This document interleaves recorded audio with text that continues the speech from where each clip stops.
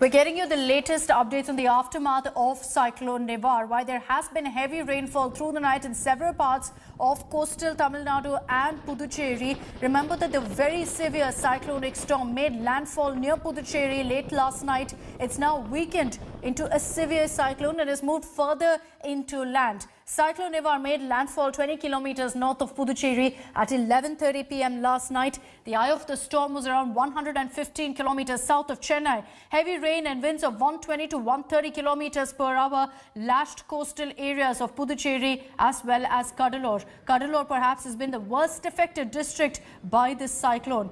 What about Chennai? Well, Chennai saw spells of heavy rain and wind. There have been some reports of waterlogging as well in several parts of Chennai, which is the usual low-lying areas like Velachery. In Murichur also there's waterlogging. Some parts close to the Adyar River has also seen flooding.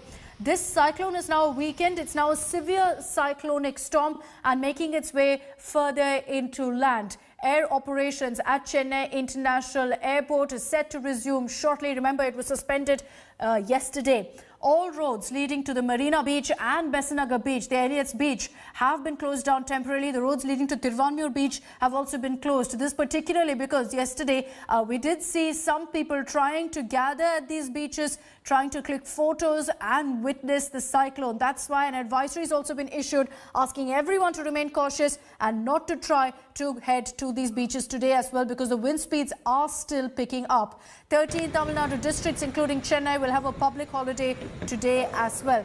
In all, as far as flight operations are concerned, 79 domestic flights have been cancelled. Rescue relief operations are underway. 25 NDRF teams have been deployed. 22 teams are also on standby to assist affected parts.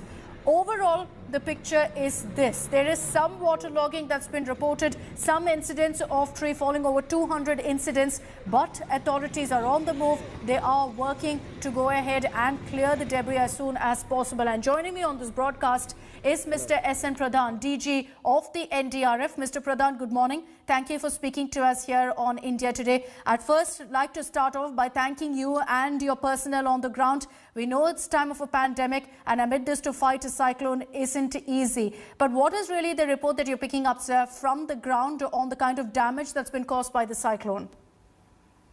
Well, there are a couple of things. The first thing is that the cyclone, instead of a severe cyclonic storm, very severe cyclonic storm at the point of landing, had weakened into a severe cyclonic storm. That was some saving grace. The resultant impact has been then accordingly lower. And of course, we have had some reports of some casualties, but I'm not able to confirm that till the Tamil Nadu government actually confirms that authoritatively. But there are also trees that have fallen, and there are other debris that are on the roads and elsewhere. And there is waterlogging, as you have been reporting also. So that has to be taken care of, and that's why the NDRF teams have fanned out right after 3:30 to 4 a.m. Even while the winds were raging, they came out. And they have been working ever since, and they'll be continuing to work till everything is back to near normal. Mr. Pradhan, what kind of damage do you see? You know, you worked on several such relief operations, such relief work, and even in the case of Cyclone Gaja, your team was there on the ground. Do you see this and the impact of it as bad, or do you think that the reason we're not seeing a lot of damage is because we were better prepared?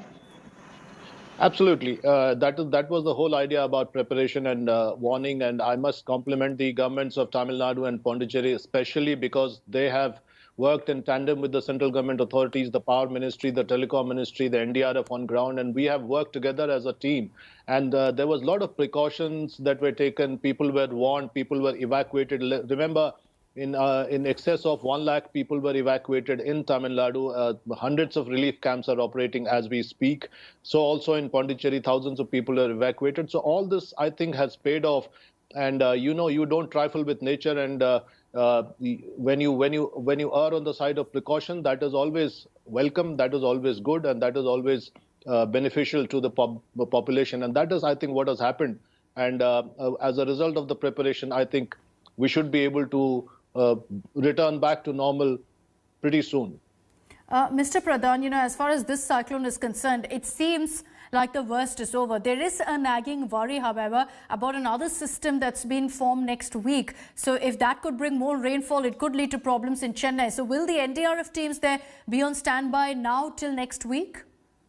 Well, I can tell you this, that my first instruction in the morning to my commandant, who was sitting in the State Operations Center, is to be on standby till further orders, because that is the information that we also have from the IMD and from other sources, that another system could be back-to-back developing, and there is no reason why we should move out right now. So since we'll be working in the post-cyclone restoration part, we might as well continue and see what the system is all about and how it develops. And one final question to you, Mr. Pradhan. For all the Chennaiites and people in Puducherry who are watching this broadcast, how long do you think it's really going to take for all of the rescue and relief operations to be completed? My request to all the people in Chennai and Pondicherry is, if they want restoration as quickly as possible, the idea is not to interfere in that process by coming out onto the roads. The public holidays have been declared in both the states, so that is a good sign. And in the times of COVID, there is nothing good going to come out when we congregate too much. So let the trees be cleared, let the roads be cleared, let the poles, electric poles, and other things be cleared, and the debris be cleared. And that would take less time if the public doesn't come out. So they have stayed inside for the better part of the last 24 to 48 hours. And I think another 24 hours should take care of it. I think that's a very, very important message, to be cautious. That is really the need of the hour at this point. Mr. Pradhan, thank you for joining us on this broadcast and really giving us a sense of how long it will perhaps take for normalcy to return, because right now the focus is on rescue and relief work. Minimal damage, essentially because we've seen the administration, the NDRF, all of them working on the ground to be fully prepared for this cyclone. Let me also take this across to Dr. Manu Gupta. He's a co-founder of SEEDS, which is the Sustainable Environment and Ecological Development Society. Dr. Manu Gupta, good morning. There's a lot of talk about the next system that's headed now towards coastal Tamil Nadu. Already a lot of reports of lakes overflowing, of lakes breaching. Do you think the city of Chennai is ready for another spell of heavy rain? Well, there is certainly a fear of heavy flooding in Chennai city because of incessant rainfall, although it's not as much as it is in the districts of Cuddalore and Puducherry as we are looking at the IMD reports. But yes, the city of Chennai has experienced flooding in the past, and it should brace itself for possible flooding in this particular episode as well as the upcoming cyclone in next few days. This is a time to remain prepared, and particularly for people who should make arrangements within their homes for long periods of isolation and electricity getting cut off and their phones not charging, all of that. Okay, let's hope for the best, and let's hope that the system that we're tracking very closely doesn't develop into another cyclone, because that will create also a lot of panic, because that's exactly what happened in 2015. Two big systems had hit Chennai, and that's what led to the flooding. Dr. Gupta, I request you to stay with us. I just want to quickly take a look at the latest ground reports. Our reporters have been up all night getting you a sense of what the situation is in Chennai, in Mamallapuram, as well as in Puducherry. Here are those reports. As far as Tamil Nadu is concerned, we know that Cuddalore, yes, has been getting the maximum amount of rainfall. 224 millimeter of rainfall was received in Cuddalore in the last 24 hours, and several parts are still inundated is what we're getting to understand. And Puducherry, where I'm currently at, where the eye of the storm had come in, we're seeing that the situation here too is a little tense. Let me tell you, pictures may speak louder than words. So let me just go across and show you what I can see around me. You can see here that lampposts which are here have fallen off because of the intensity of the rain as well as the winds that were blowing here, Akshita. All across this place, we're seeing that large branches of trees have broken down. The entire road looks like filled with leaves, and also boardings have fallen off. And one interesting factor is that officials have been on ground right from the time when the winds had slowed down. They have been cutting down trees. You can see this was one of the large trees that was there in this road. that has been completely, uprooted. This shows the intensity with which the entire the wind and the rain was last night. We are being told by officials that the Adyar estuary has the capacity to hold 3,300 cusecs of water. But if further more than that is released, then it will be a heavy concern, because rains will continue to lash Puducherry as well as the coast of Tamil Nadu, especially 7-8 districts which are very close. And fishermen have been cautioned not to go to the sea. And meanwhile, relief operations are underway in most areas. Where I'm actually standing is basically a service road. You have the main road on the other side. You have the service road where I'm standing as of now, knee-deep water.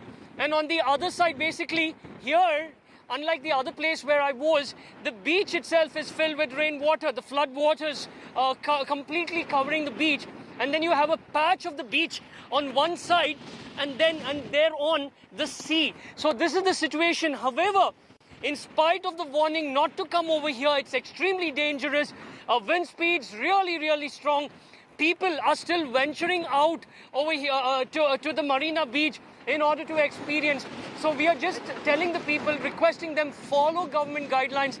Do not come anywhere near the Marina Beach or any beach. It is really, really not safe. Stay indoors till the wind speeds actually decrease. It's for your own safety and good. Right now I'm in one of the fishing villages near Mahabalipuram, and as you can see here in the morning, the breeze has started to blow across and the rain has also started slightly. So the sea condition is very evident. The sea is rough. The waves are picking up height and momentum. So that is actually quite a dangerous situation for the fishermen. And if you just see across the sea area, there has been a large-scale sea encroachment. That is actually what we see over here. The water has started gushing in, causing some damage to the structures over here. And talking about the cyclone, after the landfall, the cyclone big structure is now further moving inland, and technically that would weaken the eye of the storm. But in the peripheral area, like the areas where we are staying, the particular wind will continue, and that is what we are experiencing even right now. It's quite a dangerous height, if I can say. And to add on to that, there is this very strong wind which is blowing across. So this is how the first morning after Cyclone Niva has made its landfall looks like in Mahabalipuram. With camera person Madhu Gopikrishnan, Mahabalipuram for India Today. Hi everyone, Preeti Chaudhary here. Hope you like this video. For latest news and analysis, like and subscribe to the India Today YouTube channel. And don't forget to press the bell icon to stay updated. Thank you for watching.